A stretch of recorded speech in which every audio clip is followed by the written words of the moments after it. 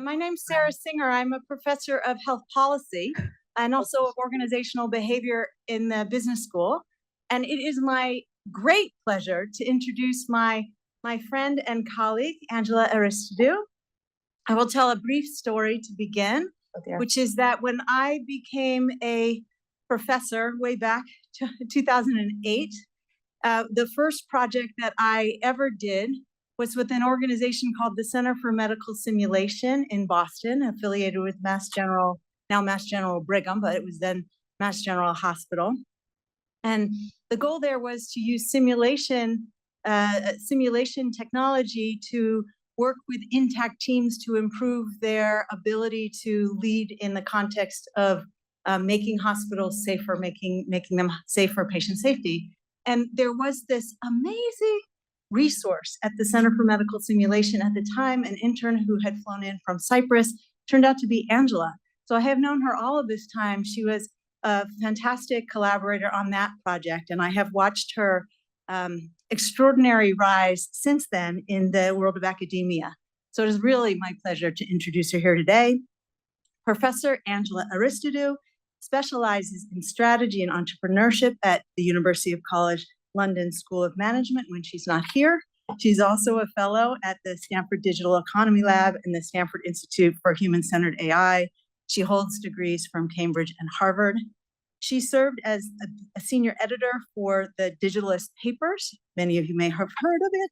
The Digitalist Papers, Artificial Intelligence and Democracy in America, this amazing collected volume featuring 19 papers from thought leaders across disciplines, presenting an array of possible futures that the AI revolution might produce, and curated by our colleagues here, Eric Brynjolfsson, Sandy Pentland, Nate Pursley, and Condoleezza Rice.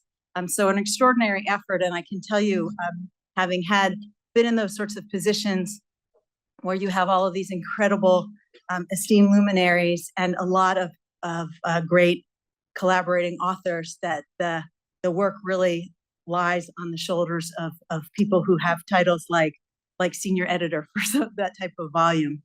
Angela's research examines how new technologies are deployed and used in real-world organizations, starting with virtual simulations while working on a NASA project and currently focusing on AI technologies. Her current work has been honored through a Stanford Casbis Award and a generous UK Research Innovation Award. Her work is interdisciplinary. She works with collaborators and publishes in management, medical, health, and information systems journals. And her research spans the context of health, higher education, nonprofit, and humanitarian aid, and consistently focuses on the contexts that matter most for social well-being. And finally, her work has already influenced policymaking both in the UK and industry practices in the UK and the US. We are very fortunate, I think, to hear from her today on deploying artificial intelligence in organizations and society. So with no further ado, I will turn it over to Angela. Thank you, Sarah. And it is a deep honor for me to be introduced by Sarah Singer, because even though she has just reached the milestone of having published, 300 peer-reviewed journal articles, there are at least double as many people in this world, junior collaborators and colleagues, that Sarah has mentored over the past years. So thank you again. It is fantastic to have you in the audience today. And speaking of, I took some time before lunch and during lunch to talk to people in the audience. And I am deeply thankful to have today in this room representatives from industry, from academia, from multiple disciplines, people who have come from various parts of the world. I am very appreciative that you made time to be here today. And being at the Stanford High is also a deep honor, because in this building, there are people who are really working on the most cutting edge AI technologies, amongst which most of us have recently been exposed to foundation models. And while the 1% of the world and many discussions around policy and regulation worldwide focus on this cutting edge technology, there's the 9% of the world, many of them are also in this building, who are focusing on how to make those AI-enabled tools, whatever those are, faster, more accurate, and more efficient. I belong and I look at and I focus on the 90% of the world.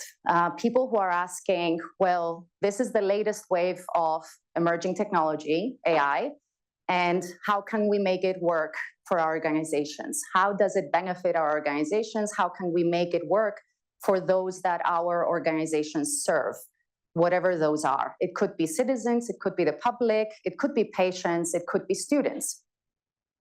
And the way that I think about organizations is that simply that's how people get stuff done.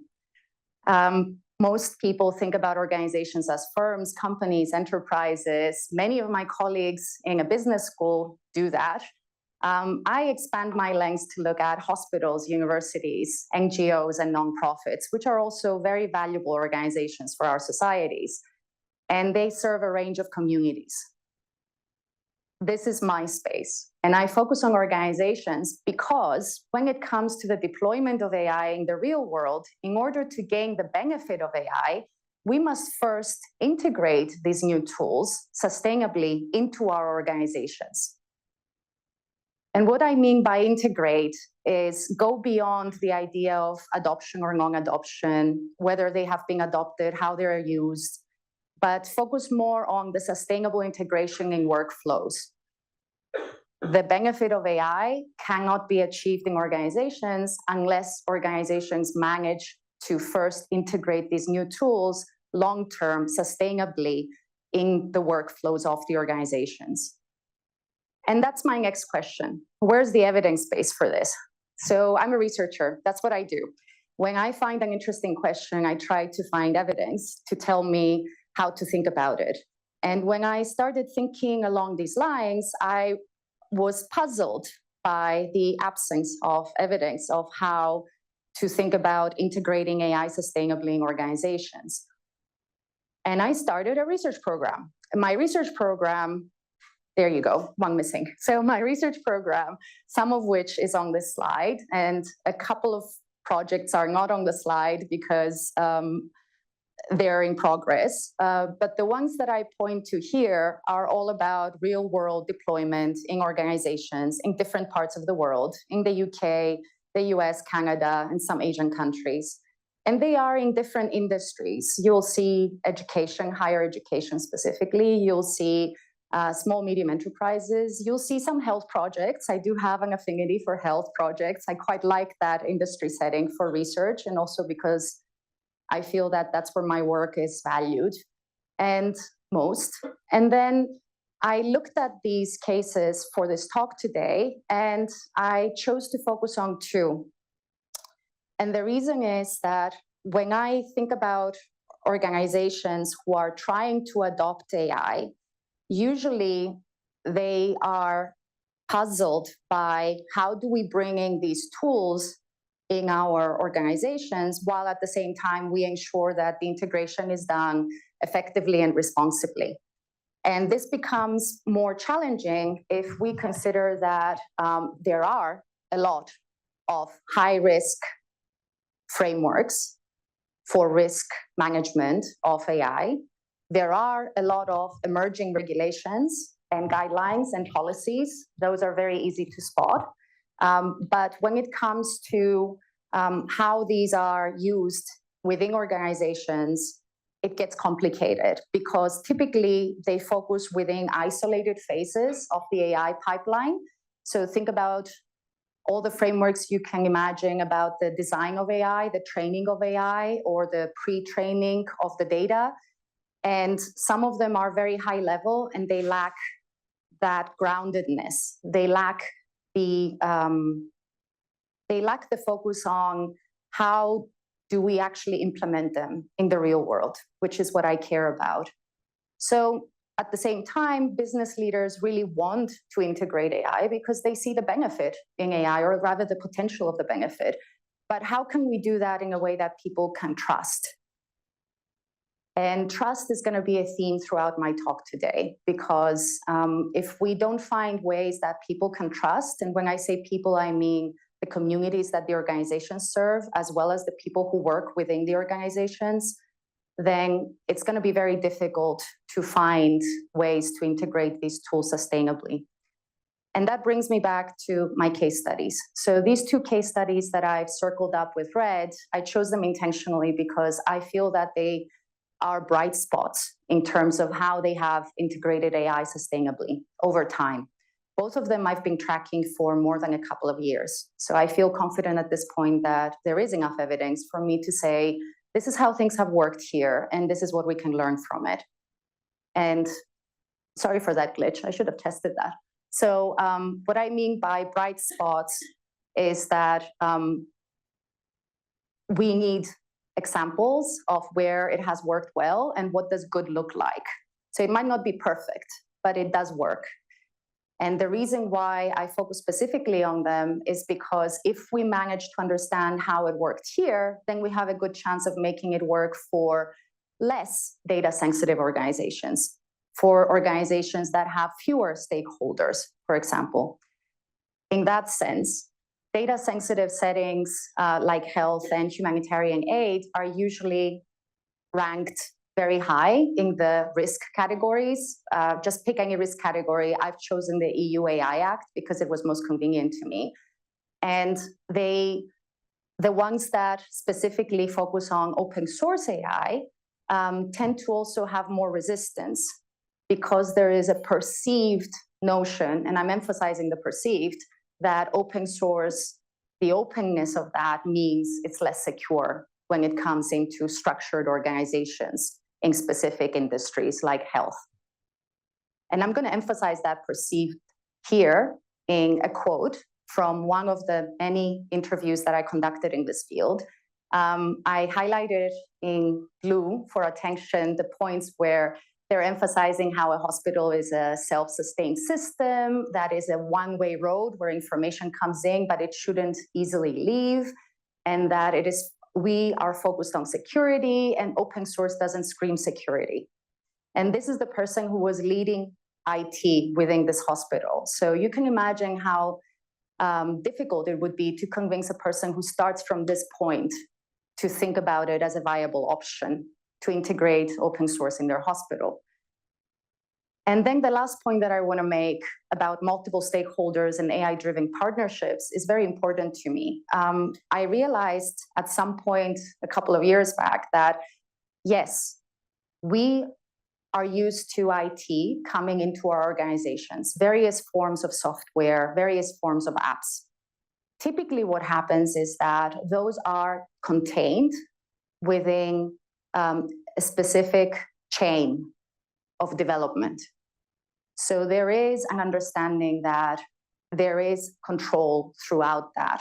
The data, the training, the design happens within a specific organization. But that's not really the case with artificial intelligence. With artificial intelligence, one of the most prominent features that I see in this technology, and I think is important, is that it's distributed in the sense that the models, the training, the retraining in local data, and then the post-deployment surveillance all happens in a distributed way across multiple organizations and sometimes outside organizational boundaries. It happens by the people on the ground who are using these tools. And I'm pointing at the screen that I put these QR codes to the papers, so you won't have to look at slides full of references throughout my talk. But you are free to just lift your phone and reach out for them. And this goes all the way back to my PhD, where I saw the same level of distributedness and the impact it had on organizational dynamics. And it's also something that I believe is driving what I call AI-driven partnerships, because when it comes specifically to artificial intelligence, it's the era of the partnership. I will stand by this. I really do think that this next 5 to 10 years, it's going to be all about partnerships and how we structure those partnerships between different organizations and different parts of our society in order to make AI work for us and our societies. And And the last point is that those partnerships have to be across domains. So they have to include civil society, and they have to include the people who will actually be benefiting from these technologies, the end users. And that's a point we also make in the digitalist papers that Sarah mentioned, the book, in the introduction. So following from that, you're going to have to see that pop up on the screen all the time. Every time it comes up, sorry for the glitch with the PowerPoint. So I'm going to take it 2 deep dives. I'm going to start with the case study in health, and then the case study with humanitarian action. And what we'll do at the end is round up the insights and see what here we can learn from these bright spots and how we can take away points that are actionable for us, whether you're here in this room as a researcher or as an industry leader or as a policymaker. So I'll start with OCHA. That's the abbreviation for this tool. Very proud to have been part of this.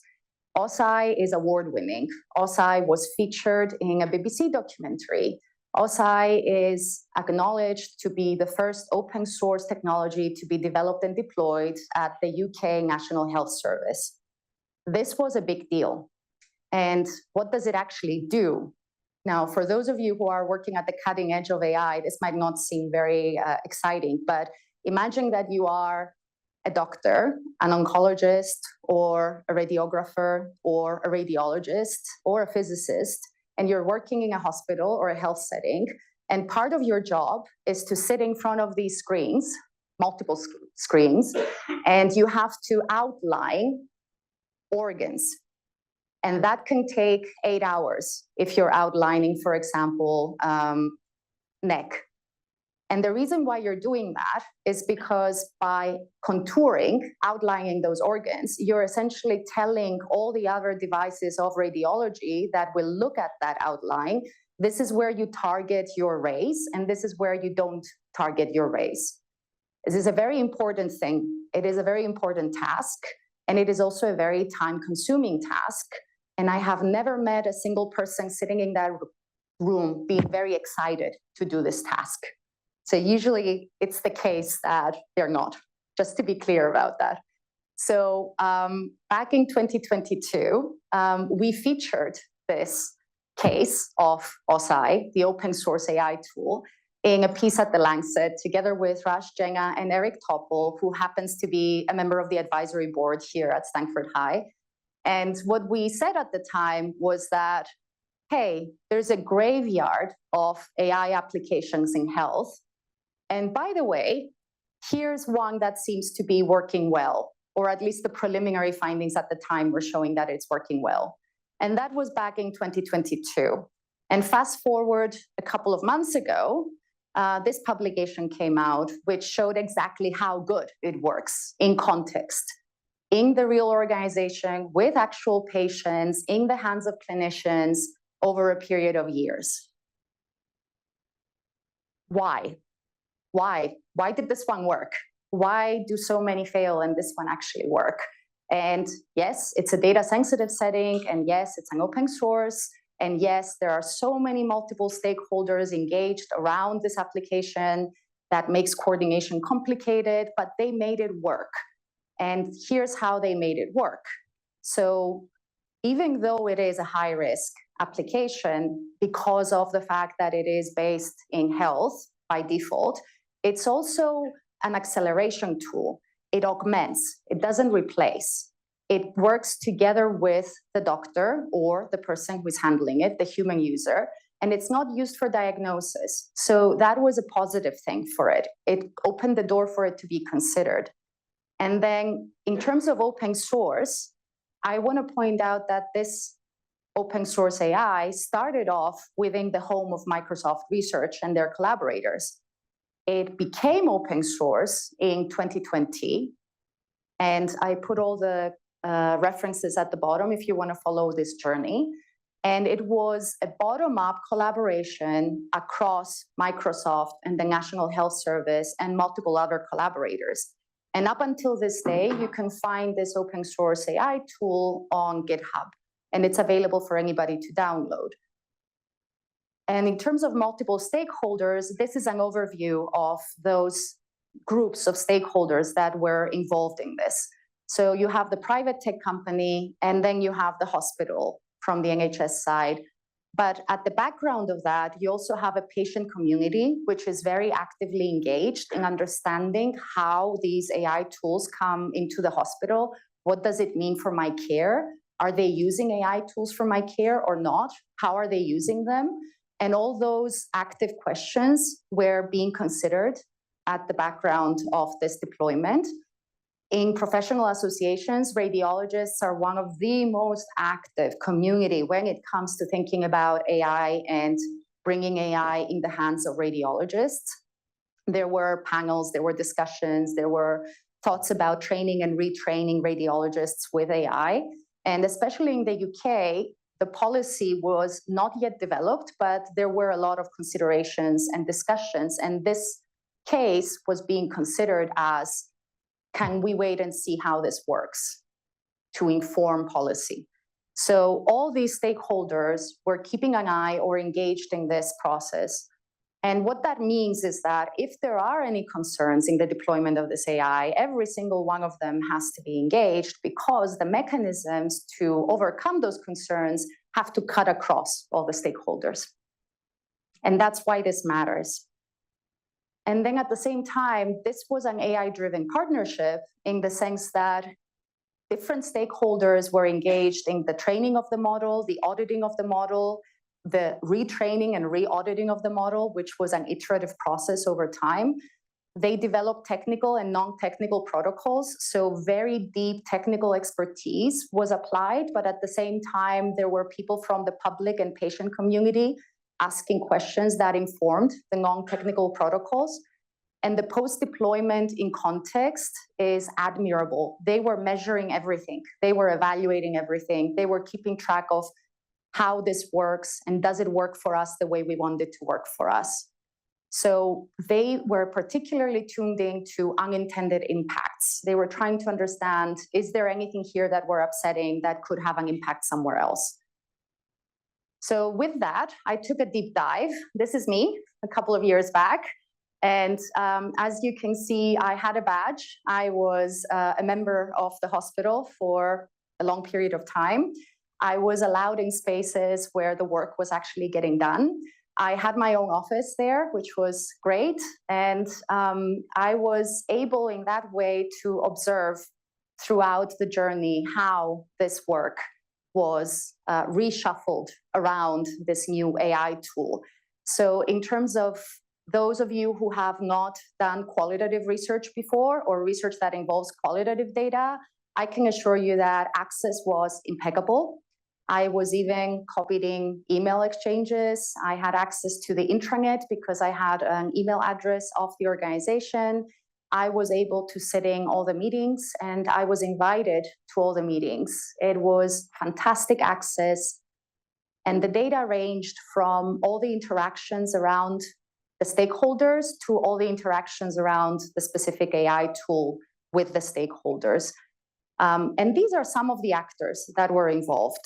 I put them there in terms of numbers instead of saying how many of each there were, because what's important to me is to see how they, from their different work roles, looked at this tool and how they engaged with it in relation to their work and their position with the tool. So I don't specify how many of each there were, but I can tell you that I did interview every single one of them.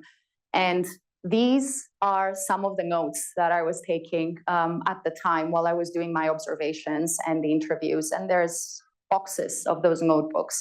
So what do I do with all that? Together with Julia Capellaro, my partner in crime in this project, we started off to understand, well, how does this actually work? And we found that the number one thing that people in this context did was that they localized everything. Yes, there is national level regulation. Yes, there are policies from radiology professional associations that speak of values and principles. What does that mean for us?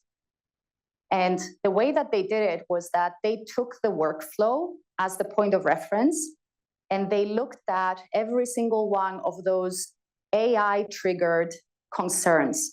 These were concerns that were very local to them. These are the stuff that they cared about. And I'll give you some examples. So in terms of the open source side, they were worried about how permeable is it? What does that mean? How can we allow it to learn and scale up while at the same time we ensure that we have guardrails around our patient data? And then in terms of repurposing data, they were asking questions. Are we allowed to use data that we've already collected, for example, the scans of patients from 2, 3, 4 years ago, to retrain this model? And that was a very valid question for them in context, because at the time, GDPR was requiring that repurposing data was not quite allowed unless there was a pre-approval for it. Now, all of those were resolved, and they were resolved in context. They were resolved in context by these people who came together and decided that we are going to make this work because we see the benefit in this, we see the potential in this, and we're going to find ways to reorganize things around in order to make this work. And we're talking here about a tool which helps you outline tumors. This sounds like a very small thing, doesn't it, at first? And look how much work it took. So this was how the workflow works in this department anyways, but I think it's pretty similar in most departments. There is, up here you see our radiologist sitting in his office, quite alone in front of 10 screens, outlining. And now, instead of outlining alone, they have this beautiful tool that they can help them outline faster. And then they're doing edits. So you have the radiologist and the AI tool, one-to-one, working together. There's an outline out of that process. What happens to that outline is that it gets re-edited after you consider more information about the medical history of the patient, about whether the patient has a family that can support them throughout this process, what other things are happening in the patient's life. And all those are very important things that are not in the algorithm. They're usually in the nurse's head who brought the patient in for that visit.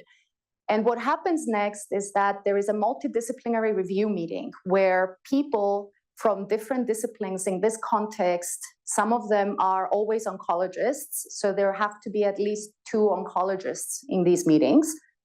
But there's also nurses, and there's trainees, there's physicists, and there's other people from the hospital governance and other functions. And in these multidisciplinary review meetings, they look at the patient's plan and they think, does this make sense?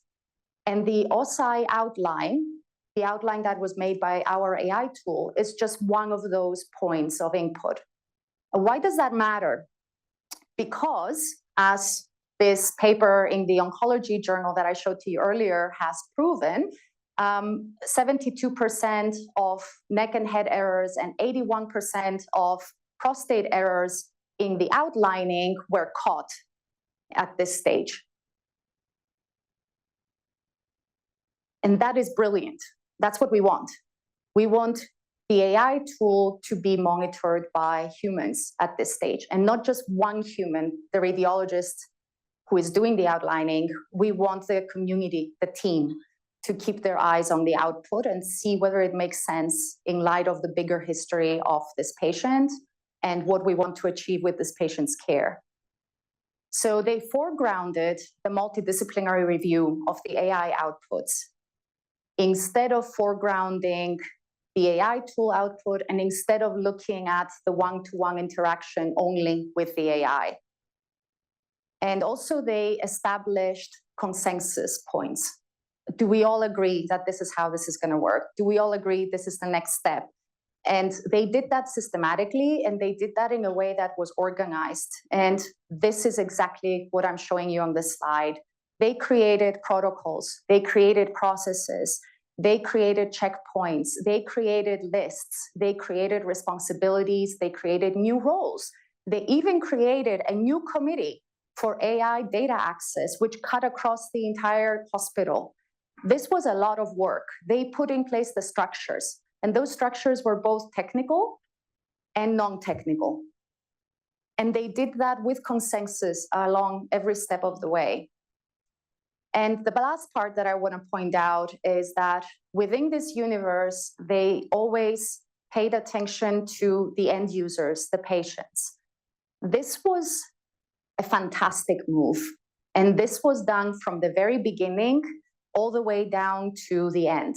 And they were not just voices in the background, they were decisive voices.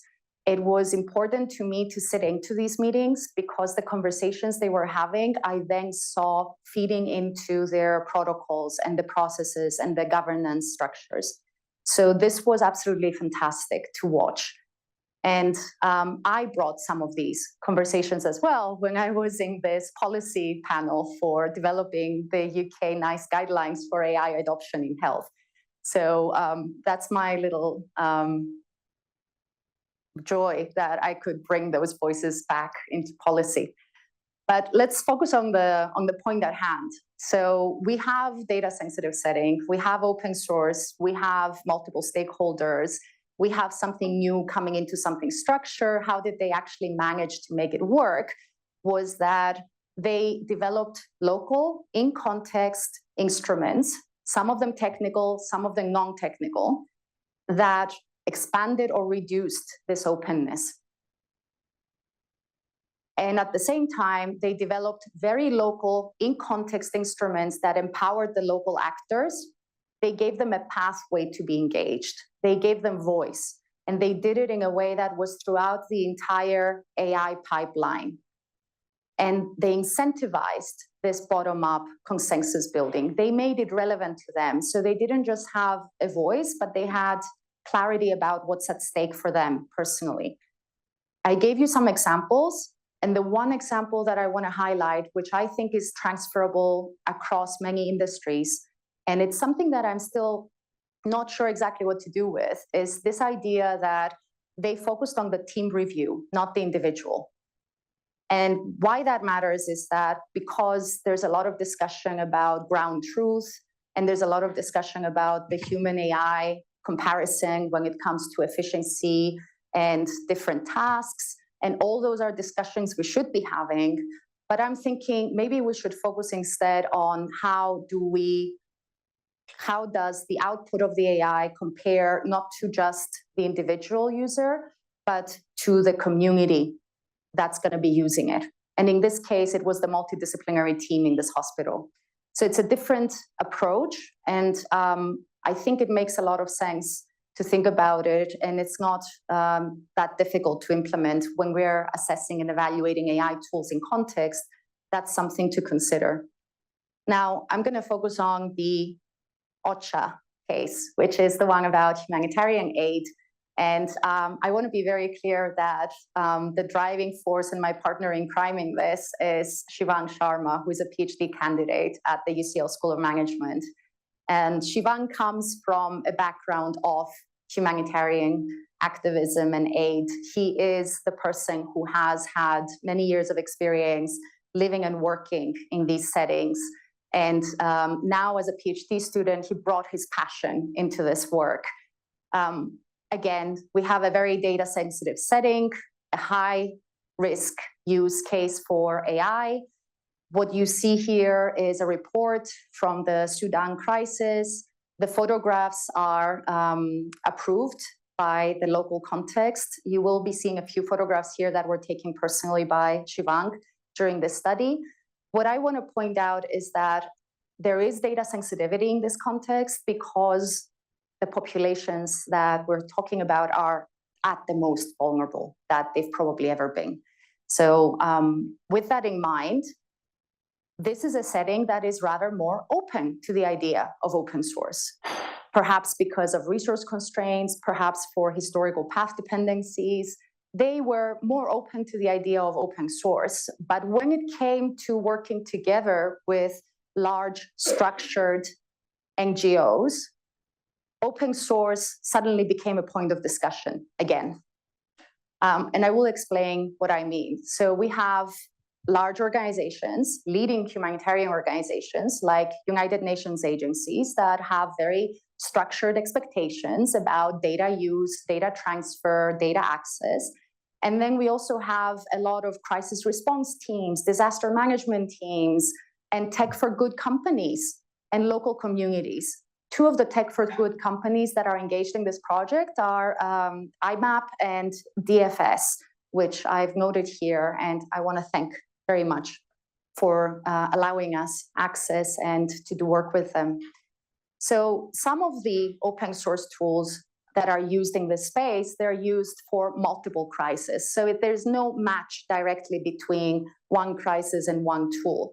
And this makes this more complicated than the previous case where we had one tool entering one organization and then working alongside other organizations from that. This was a little bit more complicated. And there was a lot of work to collect the data.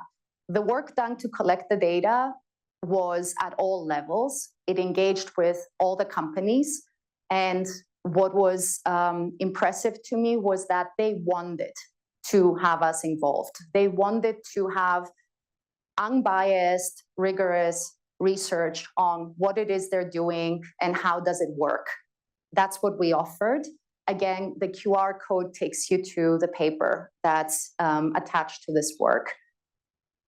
I know I'm in high, so the term here is kind of unfortunate. When I talk about high teens, it has nothing to do with Patrick and Annie here. We labeled them as high teens because we just wanted to put a label on this non-human and human working together, and it exists in the literature. That is my home literature in management and information systems, so we just copied that label.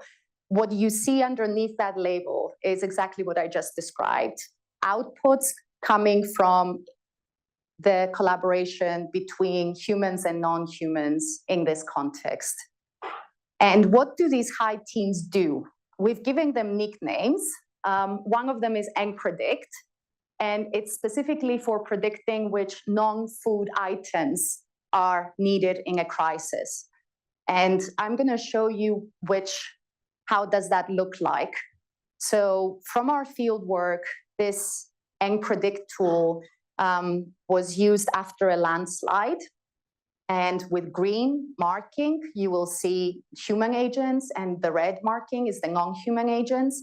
And the reason why I'm pointing this out is to show how at the very top of this map that I offered to you as a visual, there's the refugee community that was engaged in making sure that the right non-food items went to the right groups of people who needed them the most. This was a recurrent pattern. It was always the case that every time we approached one of those high interactions and did an analysis on it, the input was always prioritizing the input of the local community. And this was done in a systematic, and it was done in a very consistent way. And what do I learn from that? Okay, so these are the points on green that came up in the previous case study in health. And every single one of them is visible here as well. So I'm not going to go through them again.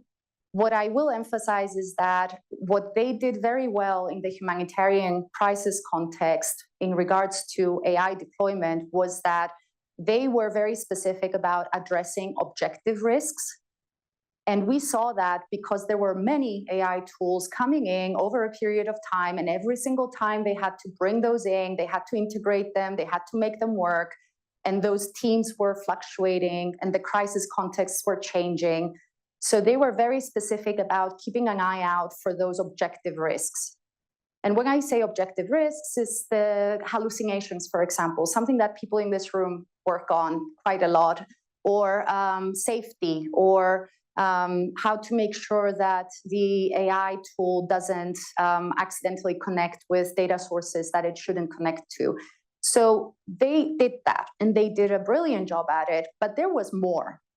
Because time and time again, every occasion when a new AI tool would enter this space and they had to recalibrate things and reorganize things, there was this tension that was coming up. And the tension was about expectations. The stakeholders in this local setting had different expectations about the risk of that AI tool for them. It was very personal to them and their communities. They pointed out again and again that the risk was disproportionately allocated across the stakeholders. And what that did was that it generated responsibility rifts over time. So they agreed on the objective risks. They put in place technical and non-technical processes to address those risks and their concerns in practice. But over time and again, every new AI tool that came in, there was this tension between the stakeholders about what does it mean for me and how does it affect me. And this is what Shivang and I came up with, the idea that perhaps it's time for us, alongside this lens of AI risk, which we can see in regulatory reports, policy reports, governance frameworks, and we need it. Alongside this lens of AI risk, maybe we should also consider a lens of AI responsibility rifts. Start paying attention to those subjective disagreements. And those subjective disagreements between the stakeholders are not something that can be easily predicted. It's something that has to be considered in practice, in the context, and it emerges when the tools are used on a daily basis and when they are used for things that they care about. So going from that lens to this lens is what we talk about in this paper. And what I'm very proud of is that we actually developed a tool about how to do it, because I feel that it's important not only to do the research, but then to actually give back to the research side. So after we realized when it worked well, we turned it into this template, which you can find at the QR code. And it has been tested in 2 crisis contexts so far. It has been found to work very well for them in context, and now it is being used in multiple crisis contexts around the world. Basically, when those crisis teams, including leading organizations, tech for good, and local communities, want to use an AI tool to do something that they care about, this checklist helps them make sure that they are aligned in terms of AI responsibility. It's not about only minimizing risk. It's about making sure we're sure about who is responsible for which parts of that risk at which stage of the AI pipeline, and then doing that again and again periodically to make sure that those rifts don't occur. So I'll bring this all back together, and then I'm really looking forward to your questions. I chose to speak to you today about cases that for many people are considered extreme, because I felt that if we find those bright spots, those organizations where things seem to have been worked out rather well for those in the organization and for the communities that they serve, then maybe there's lessons for us to learn. And I did learn a lesson. So the first one was that if we want to bridge the chasm between brilliant AI and what I call sustainable AI deployment in organizations over time, then we need to start collecting on evidence base. We need to start thinking about evaluating those deployments in context and over time. Because if we don't do that, then our insights are fragmented. I cannot emphasize how important that is. And if you happen to be working in the same space, I would love to know about it. And the second point that comes to mind throughout this, putting this talk together, was that perhaps it's time for us to redefine success. It doesn't mean that we should let go of our existing definitions of success. But I think at this point in time, we know that the technologies can be effective. We know that they can be faster than humans sometimes. We know that they work relatively well for what they are supposed to be doing, the task at hand. So benchmarks maybe have to evolve to consider a broader scope. What is the comparison at this point? Is it human versus AI? Is it high teams, human AI teams versus those that don't include humans? And what is the ground truth in a setting that keeps evolving all this time? I'm going to advocate for going towards a more community-centric value. I want to see success defined as, does this add value to the community that works with and around this AI tool? And I'm not sure exactly how to capture it yet. These two case studies gave me a way in. But if I think about different contexts like higher education that I know some people in this room are working on, what would community-centric value for AI look like in that context? I do think, though, that's important to start thinking along those lines, because it's not about AI and the individual human, it's about AI used in context. That's where we should be heading for. And that requires a bit of a shift in our mindset. So AI coming into organizations means that there are reorganizations happening around this AI. I showed you a very contained tool in some ways, which is about outlining a tumor or outlining the organs at risk in this case. It sounds like a very small thing, but oh my God, there was so much work done in order to integrate that sustainably over time and do it in a way that they felt trust in the tool and they felt trust in the community that this tool was used for their care. So starting from that, if we understand these new ways of working, then maybe we can inform also new AI designs. And that is something that I really look forward to in the future, the two-way between looking at how these tools are used in the real world and then looking at how can we improve our designs in order to make these tools work better in the real world. This is something where my heart is at. It's work. It's a lot of work, turning those lofty principles and values and aspirational talk about AI and how AI should be used into something that can actually be used, something operationalized. This is work, and it is work because we need to be able to understand those AI responsibility rifts, and we can't see them unless we are actually in context to see them and understand them. It's almost like a catch-22.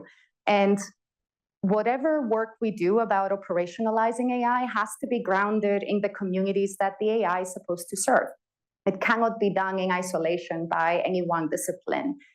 So focusing on the workplace is how I do it. I choose to work in this space. I choose to focus my attention on AI in the workplace, AI in workflows, because that gives me an anchor. It gives me an anchor to be able to understand those issues that only emerge after the AI is deployed. And some of them have their roots back to the design and the development and the training, but they are not visible readily unless you actually see them in the workplace. And that's my anchor. And for them, the people who are actually doing the work of deploying these AI tools, it is important that they localize the trade-offs and the governance mechanisms. That's how they make it work. They make it work because they don't necessarily think about the abstract risk. They think about, what does that mean for me here in this context, and how do I put guardrails to make it work for me? What's the trade-off for me and for the people that I care about, the people who work in the organization and the people who benefit from the organization's outputs, the communities that the organization serve? They localize it. And that goes well with a bigger picture question, which is, how do we make AI relevant and just the right size for what we want to do? It's not about large. As far as I'm concerned, it's about relevant and right-sized for what we wanted to achieve in our organizations and in our societies. So I'm wrapping up at the end of my talk. I want to say thank you for listening. I also want to say a big thank you for those who gave us access to those research sites and who allowed us to observe them and how they work for periods of years. And to my collaborators and to my colleagues who are part of the team. Some of them are actually on Zoom today online and watching this talk from faraway places. And this would not have been possible without them. And I am very, very open and happy to get any questions that you have on anything that we talked about today. Hi. So when you were visiting the research sites, was there a topic that you didn't expect to come up? Mm, yes, many. so, so it's always like visiting a foreign country when you start doing field work that is in person in an organization that you haven't worked before. And for me, what was surprising was that they used their time, their resources, their attention, and diligently followed through for a period of years to make sure that this AI tool worked well for them and their patients in context. Now, remember that this is the National Health Service.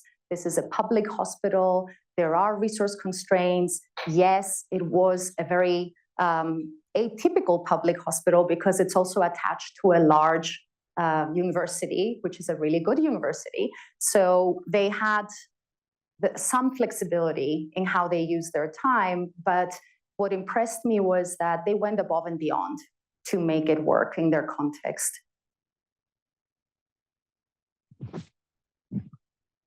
Hello, I'm Kelsey. Thanks so much for your talk and for your research. I personally think it's very, very important. And I'm coming from industry in AI research. And so there is, I think, two frontiers, right? There's the frontier of how do we make these large language models as capable and as efficient as possible. But then there's also this frontier of to what end, when and how are we going to integrate it into society? So I was really excited to hear you speak.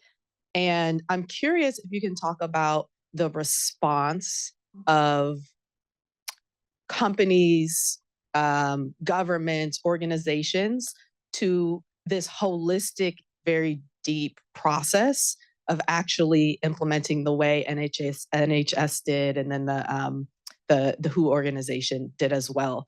Because I imagine it took a lot of time, and with everything that's happening, there's a lot of hype and angst, and we have to get there. We have to be first, right? And there's startups popping up everywhere of like, here's a solution, and it's a very specific solution for something specific around like payroll or for customer service chatbots, et cetera. But I guess my bigger question is, what's the sentiment that you see? Because I really believe there should be a balance, right? And yes, we want to innovate and make improvements that add value to all, but I think we will lose things if we don't do things thoughtfully. So I'm curious what sentiment you've seen out there in your work. So that is a brilliant question, and it's something that yes, it has come up a lot. What is the right way to go about this? What I described to you could be seen as slow integration. It was slow and thoughtful, and it was also effective, and it was also sustainable. So my hope is that when we are able to collect evidence on multiple of these cases, then we will be able to give tools to people in organizations to expedite the process.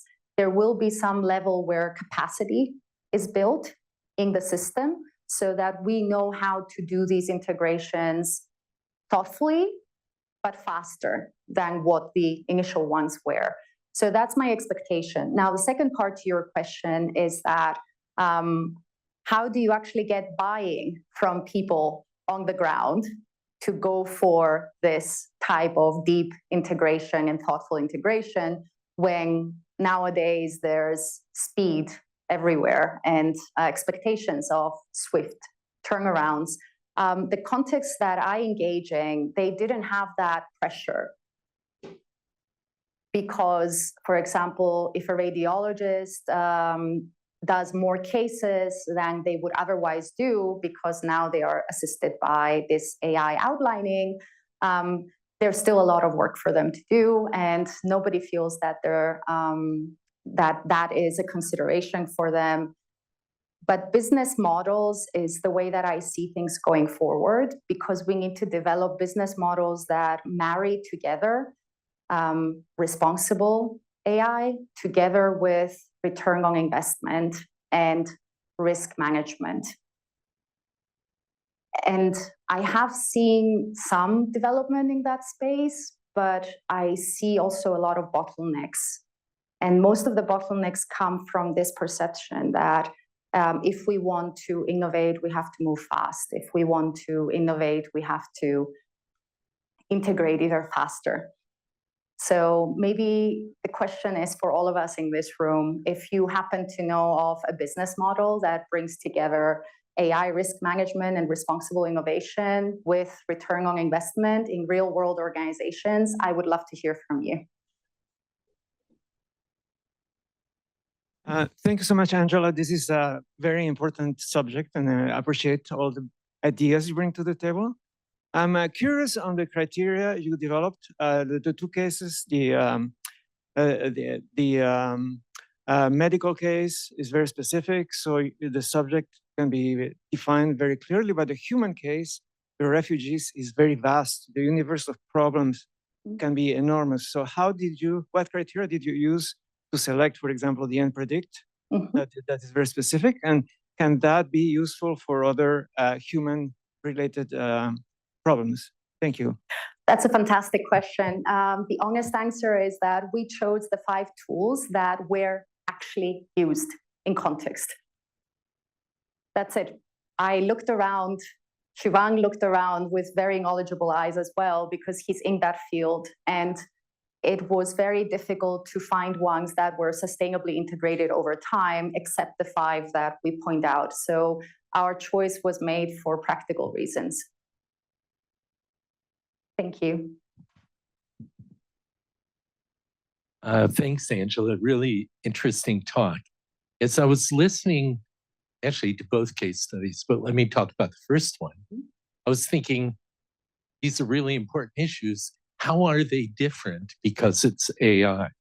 So, for example, I could imagine somebody wanting to deploy in a hospital setting new software that does a new kind of inventory control, or new software that, say, schedules nursing staff.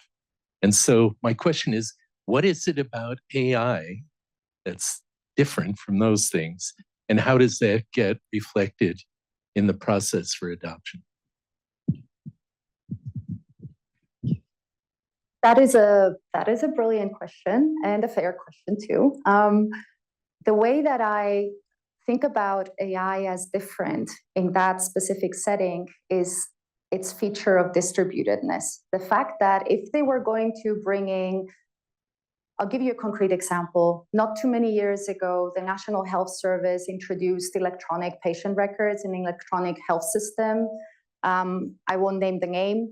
They rolled it out, and there was pushback, and there were things to consider in the integration of it. And a lot of the characteristics of that were considered to be not an initial good fit for the local context, and they had to be reworked. But the difference there was that there was a tech company that had developed that software, and the development of that software was contained within that company. And if there ever was a concern, there was a representative that the hospital people could go to and say, we want this change, we want that change, we want the customization, can it be done? So there was a containment around an organizational boundary, which is different to what we see with artificial intelligence tools. What we see with AI tools is that it's difficult to pinpoint the one organization that has developed an AI tool that is contained only within that AI tool. Usually the training data comes from somewhere outside. The model is trained or retrained on local data. There is audits that are happening by other organizations. It's more distributed in that sense. And that's what makes AI more difficult for people in highly regulated settings to grasp and to adopt.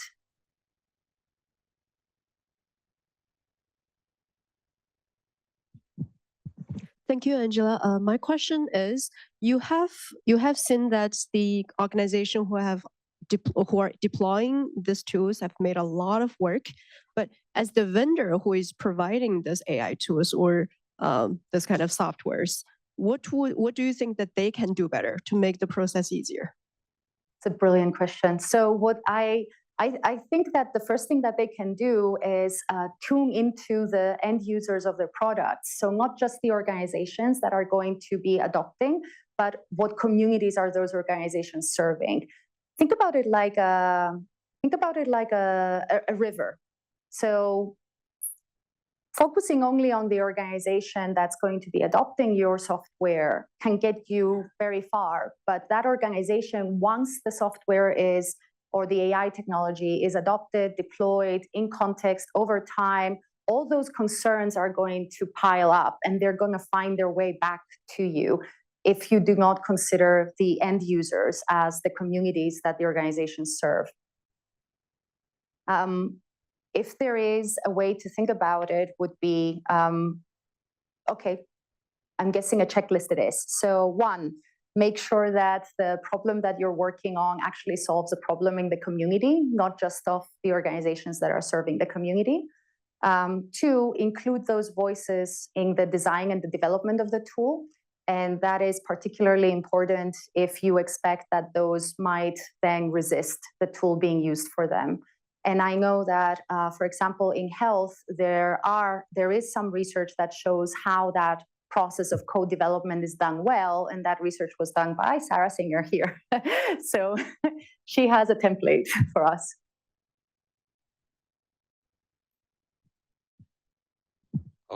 Thank you for the talk. Trying to do kind of similar study in military domain, so I was interested. Oh, you're going You to the hard mentioned a ones. lot of about trust. Maybe the papers will cover that, but very briefly, how the trust was measured, which methodology was applied. Trust. Yeah, but make sure say that the physicians trust this and that for this tool. Okay. I did not measure trust more than the extent of the fact that they were actually using it. Because when it comes to these tools, if they don't trust it, they simply will not use it. No problem. Hi, I'm Liz, coming from Davidson College. Thank you so much for the talk today. A lot of what you described is best practices in human-centered design in any kind of product development, whether it's tech or other things, obviously involving those end users and focusing on the problem rather than the solution, all the things we talk about in entrepreneurship. I'm really curious, having myself worked in many different highly regulated industries from financial services and now in higher ed, how you think about leveraging those in the medical community in the UK that you mentioned as evangelists and giving them a platform for sharing their protocols, sharing this team orientation. What are you all doing so that they can, that there are other, especially the radiologists that you mentioned, but others within that community or adjacent communities with the same amount of regulation could learn from? Okay, sorry for this. I was hoping I was going to skip this slide. So I do see a few questions coming up, which might be interesting to put them against this background. So there are many sources for AI resistance, and we know that AI implementation can be effective if we take account of certain strategies or certain approaches. So one of the things that does come up a lot is what you just asked about, which is AI champions. And what we do know from existing research, which is not my research, but it is a very substantial body of research, is that when it comes to any sort of champion of technology in the workplace, what's important is that they should come from a position of moderate to high status in that hierarchy. Usually, organizations that are highly regulated are also sort of hierarchical. So this would be a person who has enough power to bring about change, but is not necessarily the CEO of the company. Also, the second point, I'm sorry, I just wanna deal with that.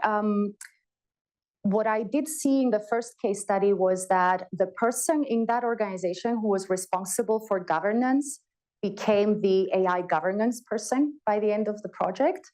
And not only that, this person initiated and co-founded a network of AI governance people in multiple hospitals across the UK. And I thought that was both inspiring and perhaps very relevant to the question you asked. Creating networks of people who know how to do it or have found themselves a little bit further along in the process than most is going to help propel those mechanisms forward. Yeah, thank you for the insightful talk and for giving us these two examples of successful deployment. My question relates to the fact of how you quantify improvement or impact. And I was going to ask, are there efforts ongoing in developing metrics along the lines of how do you quantify the impact that this specific deployment had in the various areas? Which areas would you be thinking of? What I was thinking, for example, if you go in radiology, there may be that the radiologist can make a decision, 5 times faster, or 5x faster than he could without the AI, or 1 time faster, right? No. The question is, these metrics will be generally very helpful to communicate the impact and sell the deployment in the next organization, it seems to me. I do not know what efforts are going. In this particular setting, the effort is ongoing, and it is led by Professor Raj Jena, who is a professor of oncology at the University of Cambridge. His title is much bigger than that, and he has many titles. I'm sorry if I've butchered it. But the paper that is already published in Clinical Oncology considers accuracy, considers speed, by comparison both to a human and by comparison to what is the golden standard in that field. And across all those metrics, it has been found to be a very promising tool, very positive outcomes. What I do is different to that. I take it for granted that this tool works in terms of accuracy and efficiency, and that it does help the people who are using it to get their work done faster. What I ask in my research is, what else do we need to do? It's not just about the tech, it's about everything else around it.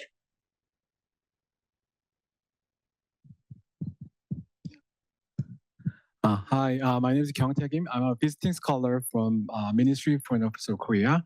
And recently, even though I don't have much background in the tech sector, but I have huge interest in AI and then adoption of AI technology in the diplomacy area as well. So these days, my ministry also trying to launch a project to incorporate AI technology into my work. But the problem is that the AI technology is developing so fast. So whenever you apply something, then there's another pop up, and then it became obsolete. So how can we actually adapt to the new technology when we actually adopt the AI technology into our work? Thank you. Well, there's a few ways to go about that question. So I'd say that the technologies might change, but the structures that you put in place for integrating those technologies, once you've done it the first time, there's a good chance that a lot of them are going to be helpful going forward for the next technologies that come along that are similar to that.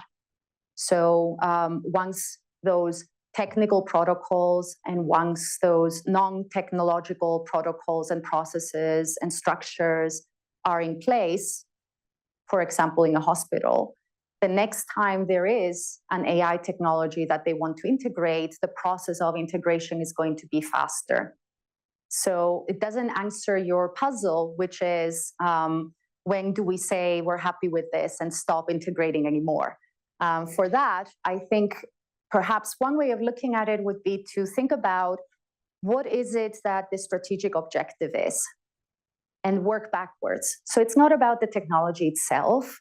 It's about what does it help me do that I want to do, whether that's faster, whether it's more efficiently, or whether it's with greater impact on the community, positive impact.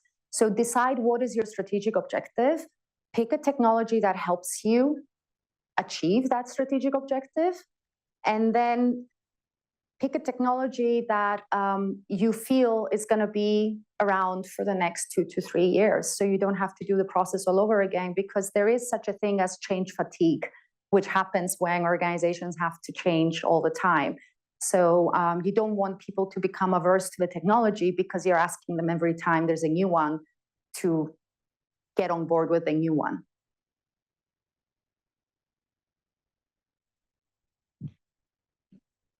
I have 4 questions. I'm going to combine it into one. Thank you. One question.